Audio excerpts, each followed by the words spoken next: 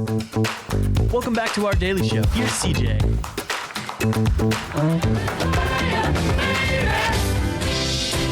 It's a living thing. It's a terrible thing to lose. It's a given thing. What a terrible thing to lose. 9:25. Welcome back. Man, I'm still waking up. I wonder if Luis is too. Let's go talk to Luis. Pitcher in pitcher for the first time ever with Luis. I'm feeling good about this. Luis, why did I keep you on the phone for so long? How are we doing this morning, man? Because we were in radio for so long. So, no, let's do a phoner. So, yeah, sure. So now we are in the 21st century. How's everything going over at the dial? It's good. Everything's good. Well, so everything's good. Alton folks had some fun this week with the Brewers playing the Cardinals and Brian Hudson picking up his first big league win in front of his hometown. And also the Cardinals fans had some excitement last night, and it was pretty fun to watch the game in the 7th inning. You didn't need to tune in until then, but it was still fun to watch. Well, there were interesting moments like Lance Lynn going to first and getting beat out by Comer Carroll for an out. Again, it was, that's a comic, but yes. The Cardinals needed that win badly, right? The weekend wasn't great. They were struggling. They were in a 4-game losing streak. Got swept for the first time this year. Talks about, hey, what's the difference between this year and last year? Because as of Sunday, they had the same record to that day from last year. So it's like, okay, what's different, right? So, and Wilson Contreras was answer that question very good. It's like, we got a lot of chemistry in this clubhouse, and yesterday showed. Well, you know what? Positive side, it didn't get worse than last year. A positive approach for me, who has dogged this team for months. At least it's not worse than last year. No, again, yes. The pieces are there for not being the worst last year, but the feeling was, right now they're on pace to be like last year, if not worse. Well, and that's the problem, too. And the thing is, it seems like, Ollie can't catch a break either, man. Hear me out on this. So an article comes out about how, with Whitey passing away, about how Ollie's, trying to take the legacy of the Cardinals managers and keep it going. And don't you think like something, a piece like that sets somebody up for public failure? Yeah, again, last week was weird because again you had on Monday, what he passed away, and then you got all these eulogies, and then it's like, and Ollie is trying to create, or not create, try to recreate a little bit of the Whitey ball aspect about manufacturing runs through small balls, bases, stolen bases, bunts, and moving runs here and there. And they can move runners around, but up until yesterday, they were not scoring, right? Right. So Ollie is in a tough position, but again, it's not. Again, Ollie's not the one who composed this team, right? It's upper management. Now, do you think the public really understands that too? Like the not the sports fans, the diehard Cardinals fans, but the ones that are like, passing and adding to that public discourse, whether it's a social media comment. Do the public understand that, do you think? Yeah, I think the public understands who has the green light to say, yes, we want this guy, or no, we don't want this guy. And now, how long does John Mozeliak have left on his contract? Just asking for a friend. 2 years. Oh, God. Okay. Well, take me through some of the positives in the clubhouse. Because, Wilson Contreras says chemistry's up. Because last year, you could definitely see it just as a fan. There was something. It just didn't have the same vibe like a normal Cardinals clubhouse used to have. But this year, do you start to see a little bit of remnants of a couple of years prior? Oh, yeah. Oh, yes. Oh, yeah. Again, veteran leadership, and again, that's in the sense of Lance Lynn. Kyle Gibbs is one of those guys that is a sneaky leader right there too. Wilson Contreras can be himself, and that's something that he has said, that this year's going to be better because I can be myself. There's nobody saying you cannot be yourself. Right. So And then you got again new part that can be a leader. Donovan, it's one of those leaders in the clubhouse too. So we got a lot of again a lot of good people leading, and that's a very good thing to see compared to last year. Well, and two, Steven Matz is only at a 3.60 ERA, so life's looking good for me over here, Luis. Take me through what they're going to. I think that's why we did the phone calls for the longest time. People didn't see my reaction when you said Steven Matt's name. Well, going forward, are the Cardinals going to look to do anything? Because they aren't really a team that, makes a big splash at the trade deadline all the time. It happens occasionally. This year, do you see them really being active in anything, or are they just trying to kind of figure it out, let's get through the season type of mentality? I know it's early. It's very early to say. Again, it depends where they're at, right? Again, any good team that wins the World Series before the one bad month, that's just straight up fact. If you see their records, they always have a bad month. But again, they got one of the things I want to say here is like they're wasting 2 roster spots, and it's like Matt Carpenter's situation. That's okay. He's still on the lineup. He's in the IL, but again, he's your last man off the bench. Right.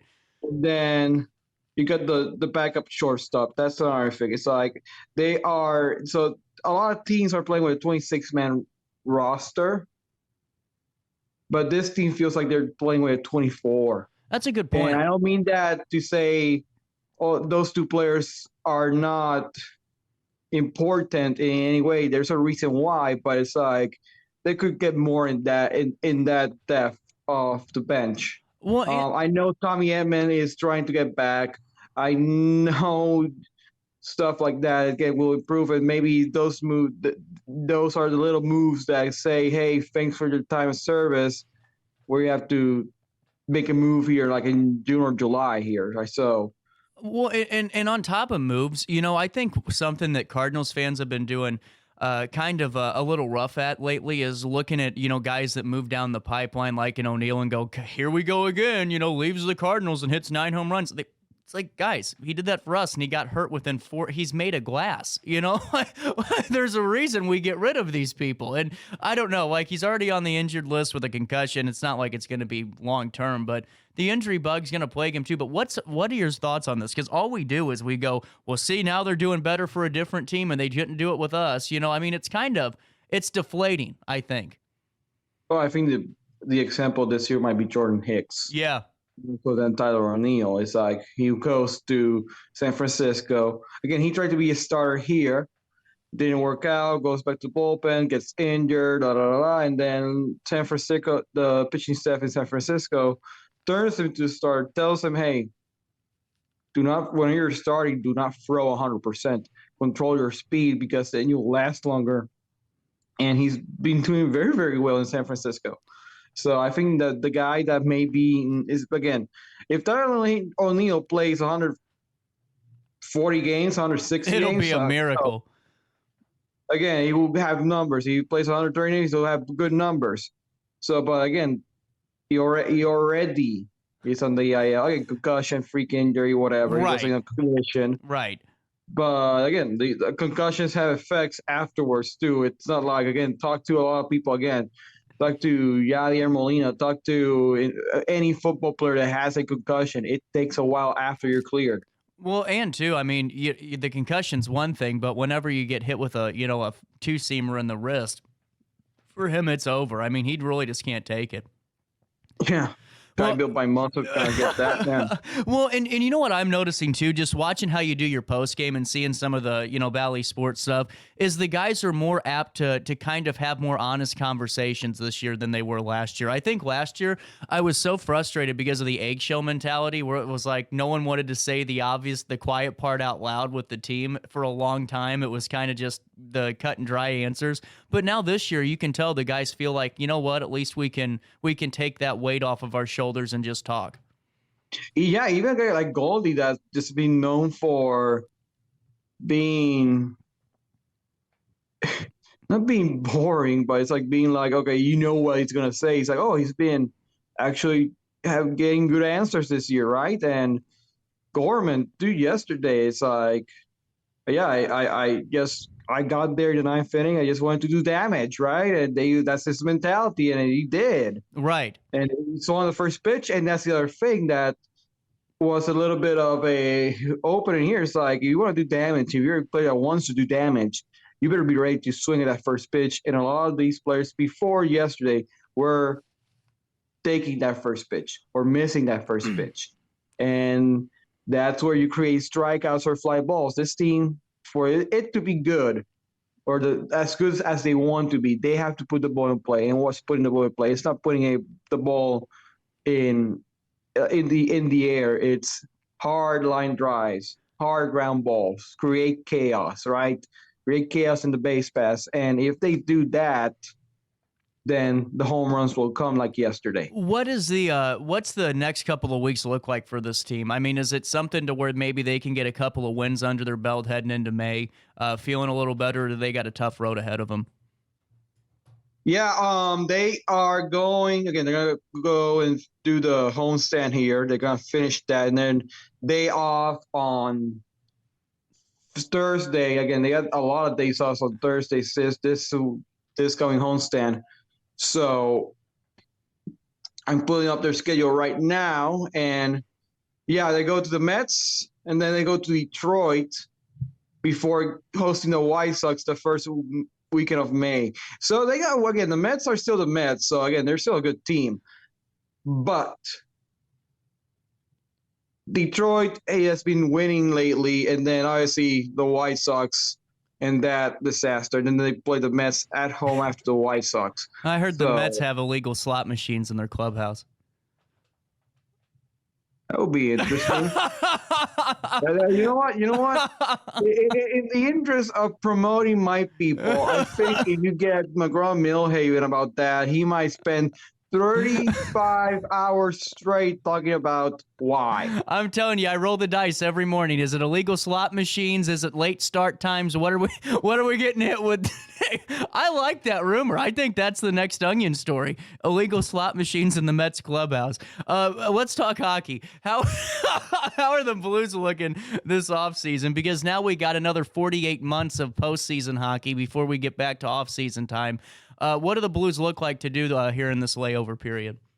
But here's the thing: before I tell you about the Blues layover period, the 48 months of hockey, whenever the Blues are in the mix, it's the greatest thing in the world. It is. That's true. That is very true. So again, whenever the Blues, like the past 2 years? Yeah, 2 or 3 years. Yeah. I'm going. Wait, they did the Cup in 19. Bubble in 20, 21, they lost against the Colorado Avalanche, 22, 23, 24. The past 3 years, there hasn't been a postseason. Right. And this year, the first move they're gonna make is to see who is gonna be our head coach going to next season. Do you think do you think he stays? I don't. I think that it was a fun ride. Thanks for managing the ship, but thanks, but no thanks. If you ask me, I'm gonna say this percentage chances because I really don't know what they want. And if you ask me 6-8 weeks ago, I said no. Like, he's just a guy as buffer, but then he coached the team to the point that they had a chance, right? So right. That earned him some points. So I think it's still no, but I put it in like a 20% that he gets the job. Again, I think the Blues want a guy that has experience, familiarity with the system they want. Mm-hmm. So there's a lot of factors brewing in. So it's going to be very interesting. And I don't know if they're going to let the 48 months of playoffs breathe to see who gets canned in the middle of that too, or are they going to make a move here soon because I don't know which direction they're gonna make. I don't know if they're gonna take their time or it's like we need one now. Well, the Blues need to be really, really thankful to their fans too, because they're in a point where 3 years of no playoffs gets frustrating. Especially when you win a Stanley Cup and you're competing. So it's a real testament too. I mean, the fans are still showing up until the season's officially over. I mean, we all knew that the nail was in the coffin 2 weeks beforehand, and they were still showing up. Oh yeah, and it show again. The fans are a little bit frustrated so with some people, but it's like because also it's not the players and whatever, and we can talk about Cairo and what and all that stuff, but also it's like this was supposed to be the run, Right. like from 2019 till now. And obviously, a lot of stuff happened. I will say this, including COVID, happened too. Well, and that's, no one wants to talk about that because the argument is, and I get the argument on the other side of this coin is, well, everyone had to adapt to it. Yes and no. This was different. And the Blues players didn't want to be in the bubble. Well, that too, but also the COVID, NHL and COVID messed up, and it's taken every ounce of me not to, curse right now on the show. It really ruined Midwestern programs because they were handicapped in a way or handcuffed in a way, where it's like it felt like the Western and Eastern Coast teams were able to move a little bit more and get to games or have a little bit more of flexibility. And the Midwestern teams were kind of stuck on these grueling schedules where you were gone and then you were tight and you were locked in and it just seemed not really productive for us, Luis. It just didn't seem like it was really beneficial. Yeah. Talking to you now, it's like what they had like 7 games straight against in 21 against the Arizona Coyotes, something like that. Right. It felt like a playoff series, and it's like, hey, we were joking with Baru. He's like, well, it's 2-1 series, right? Well, it's just game number, 20 of the season, right? So It's like he wasn't trying to get our jokes at that time. But no, and it wasn't only the Blues, like you said. It's like a lot of the Midwestern teams because their location. Oh, they can go from here to here to here to here to here to here to here. Right. Well, and speaking of that, we'll just kind of have to wait and see what happens. Let's talk St. Louis City because ties kill you. And this is what I kept saying at the start of the season. It was great that we're getting points, but we got to find 3 more than just once or twice. We're in 8th. It's not looking too bad, but it's to the point where we got to start finding a way to be a little bit more aggressive and saying, you know what, do we even want the 1 point or are we going for 3? Because it just seems like we're just getting really we're getting the short end of the stick here into the points margin, You and I think alike, and we're in the minority here because that tie that they got on killed them Saturday.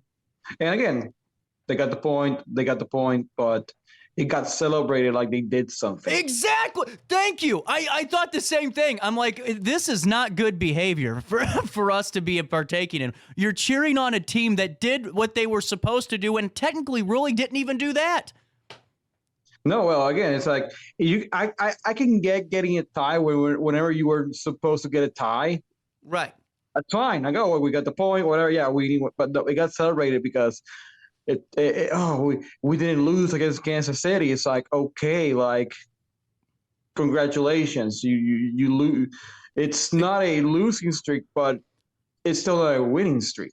You're right. This has to go through in a winning streak again, and yes, Klaus is getting better, better by game, getting. Right. But they allowed 3 goals again. Well, and they allowed 3 goals again. The thing is, too, I mean, you can't. That's not the attitude of a championship caliber team. You don't just win a conference last year and go, oh, hey, we tied. What the hell? I mean, you know what I'm saying? It's like, oh, well, that could have been worse. Should have been the reaction. It happens. Move on. But this platforming we were doing as a community this last weekend for this, well, we tied Kansas City and we didn't lose. It's like, that's what losers say. That's what losing teams react with. That is what the Oakland A's would say if they got beat by the Yankees by 4 instead of 40. Could have been worse. It could have been worse. It's Yeah. like, what are we doing here? How much longer do they have to go until their postseason starts? They got a while, don't they? Uh, People think baseball takes a while to go. It's from Boa to October. The soccer season is from, if you're lucky or unlucky enough, depends how you view it, right? Right. It's from mid to late February Uh-huh. to, if you go and win and go into the championship, it ends in December. Oh, God, that's right. And then you have 3 weeks, and then I remember I remember that nightmare on our show, on the show here a couple months ago. Now that you were talking about this again, but going forward, what is the team looking to do? Has Parnell said anything about maybe doing a little bit different in terms of how they're going to start attacking this? Attacking the game, because it's just really not where it needs to be to really consider yourself a contender. Here's the thing. I think Carnell is trying everything that he can, Uh-huh. and the team has got. There's glimpses here and there how the team can actually be. They're still missing some pieces because of the injury bug, but I don't know. I think they're gonna make the playoffs. I don't know if they're gonna make a run. That's where I think that's where this team's cap it is, right? Right. And they're gonna make the playoffs because there's 8-10 teams that make the playoffs. I don't know how many teams make the playoffs. It's a lot. It's harder not to make the playoffs than to make the playoffs in the MLS. Well, and the good thing about it is too, even if they just make it and hang on for a game or a series, that's better than last year. And I think that's the bigger picture mindset to have at this point. Yeah.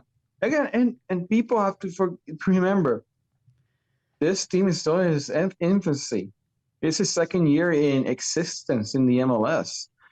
Expecting bigger goals like the Blues. Again, and the Blues went to the Stanley Cup Finals in 3 straight years, lost them all because, again, it showed that an expansion team still needed time. Again, they were swept all those 3 years, again, and by legacy teams, right? Boston Bruins and the Montreal Canadiens, and that's fine.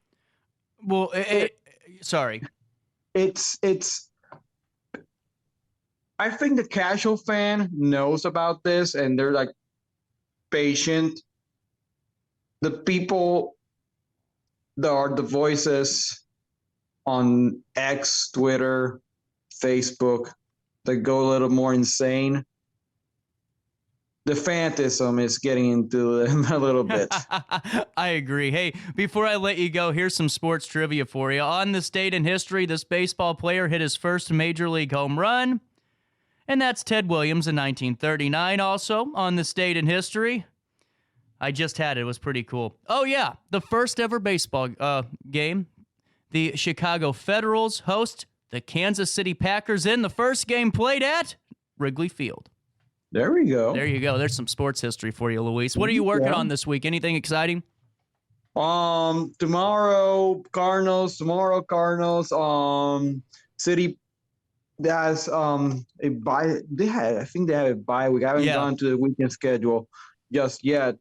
But again, focusing on hockey and a lot of, again, and then for my pleasure, the NBA playoffs. So again, it's a good time to be a sports fan. It's a good time. And then, we forgot to mention the new basketball head coach in SLU, Josh Schertz, is doing a lot of moves. Wait, who is he? I don't know anything about this guy. So he is the person that coached Indiana State for the past 3 years. Oh, okay. And then before that, he was killing it in the Division II ranks. Mm-hmm.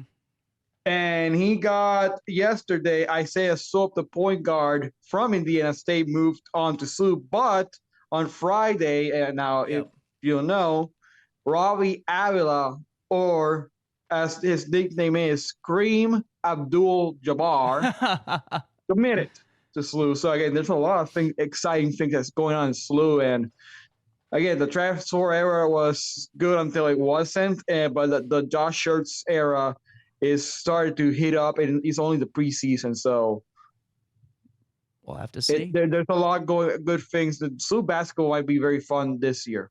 Right. Well, and that's good. The Billiken fans need a good season. So let's hope it all goes well. Hey, Luis, before I let you go, I got to tell you something, man. I haven't gotten my trash picked up again for 2 or 3 weeks. I think actually I'm going on week 4. And, I don't know if it's something I said. I don't know if it's because I maybe equated it to the mafia unions in Rome and how the turnaround times are. I don't know if it's because I may or may not have had a sponsor, and I still do, that has taken on the big conglomerate and is not just doing the job. They're beating the big conglomerate, and that sparks junk removal. So I've told you about this guy that tried to beat me up at work. This was like a year ago for the folks at home.